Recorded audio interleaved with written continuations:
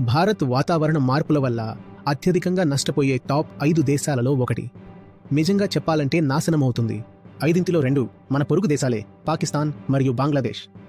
మనకి ఈ విషయం అర్థం కావడం లేదు. మన జీవితం మొత్తం ప్రకృతితోనే అనుసంధానమైనదని, అక్కడ కొంచెం మార్పు జరిగితే మనం బతకలేమని.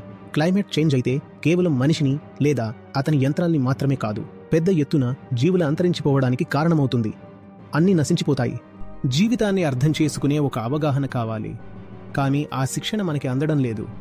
మన మొత్తం విద్యా వ్యవస్థలో ఐ అనే విషయమే లేదు. ఐ అంటే నేను.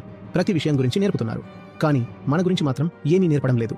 మన కోరికలు ఎక్కడి నుంచి వస్తాయో, ఎందుకు వస్తాయో మనకు తెలియదు. మనల్ని మనం గుర్తించలేకపోతున్నాం.